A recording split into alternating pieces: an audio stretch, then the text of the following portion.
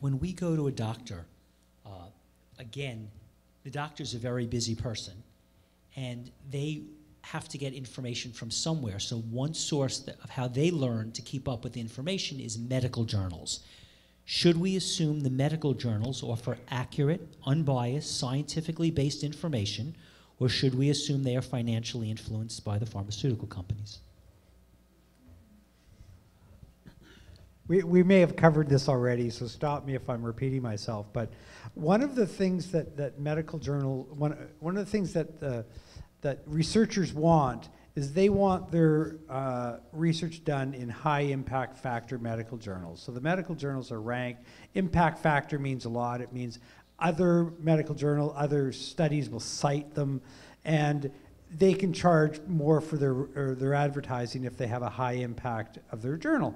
And so what happens is that the companies will try to get their stuff published in the highest impact journals, and then they will do what is called reprints.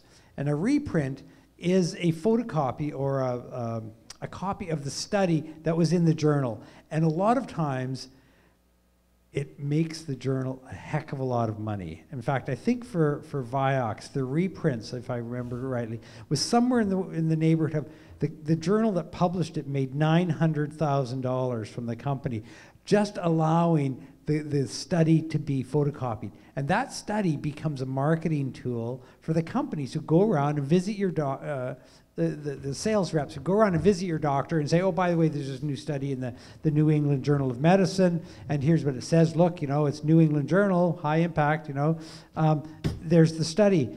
And that has an influence because it's a reputable journal, and it's got all the impressive credentials of the universities that would have been involved in it, and the people that had carried out the study. So yeah, journals make an awful lot of money.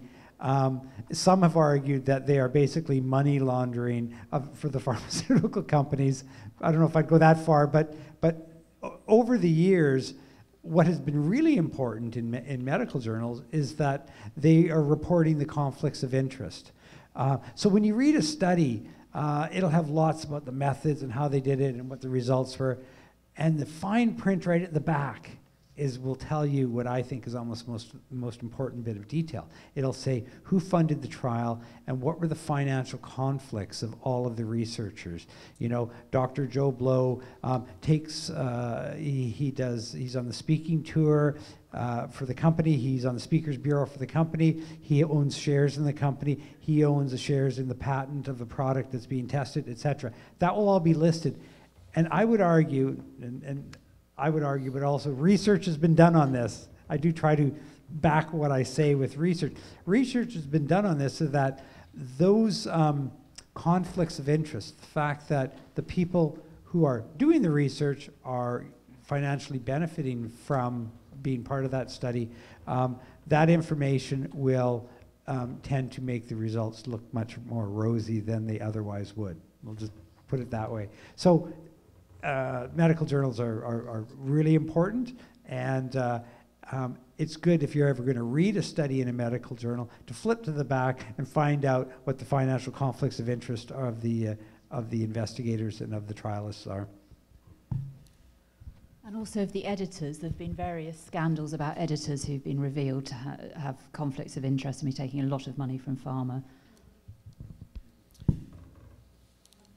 What is the DSM, and is it a good and accurate manual? That's you. The Diagnostic and Statistical Manual is what the American Psychiatric Association produce in order to give a label to various forms of mental distress and disturbance. And the WHO also produced a similar manual called the International Classification of Diseases, which has a section on mental disorders. And from my point of view, the main problem with this is the confusion that it's called a diagnostic manual, because it gives the impression that when you give someone a diagnosis from this manual, like clinical depression or bipolar disorder, you have pinpointed the underlying cause of their problems. as you would if you gave someone a diagnosis of lung cancer or tuberculosis. But it's not that at all. It is a series of descriptions which then just lead to labels being put on behaviours, and it's completely tautological. If you show this, this behaviour and this behaviour, if you're unhappy for 2 or 3 weeks and you feel worse in the morning and you've gone off your food, you will get a diagnosis of depression. What depression means then is that you have those features, that you've been unhappy for 2 or 3 weeks, that you've gone off your food, and that you can't get to sleep at night or whatever I said. So the label is actually not giving any additional diagnosis. It's just a name that's being stuck on your problems. But the implication is that it's something more than that. And of course it's the DSM has had all sorts of implications. It is a gateway to medical care, gateway to welfare benefits, leads to, links up with various drug treatments, and drug companies will take disorders from their DSM and think, oh, here's one we haven't targeted before. We've got this old drug hanging around in the corner. Maybe we could link it up with this diagnosis and give it a new lease of life. So that's how it works sometimes. It's a very controversial document, the DSM, and controversial because diseases that appear in the DSM, or conditions, have changed over the years. In fact, there are some things that were in earlier versions of the DSM are not there now. For example, homosexuality used to be considered a disease. A disease. And the latest version, which I looked at, they described what used to be just known as grief.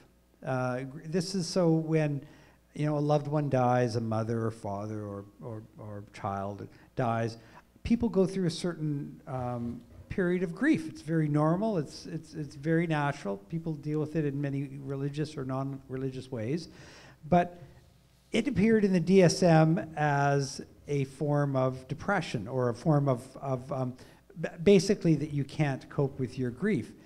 And the only reason that I could see that appeared in the DSM was this just became another market for the antidepressants. It's because in the past, maybe after 2 or 3 months, if you're still having serious grief, then you might see your doctor and have some treatment. But I think they shortened it to something like 2 or 3 weeks. If you go through 2 or 3 weeks and you're still grieving after that, suddenly you have a serotonin deficiency and you have to take an antidepressant. How absurd is that? And part of the problem, and I think you alluded to this, is so much of what is in the DSM is subjective, and it's not the problem with the DSM itself, it's how it gets used in the real world. And in the real world, it gets used to encourage a lot of, I would say, excess pharmaceutical use. And I think what it does very often is it puts a stamp of approval on the use of drugs which might otherwise be called into question, like prescription of antidepressants for people who are grieving. Somehow it makes it respectable and scientific sounding, when actually it's just putting a label on someone and dressing up a situation that is really wrong. I think back on the farm we call it hogwash.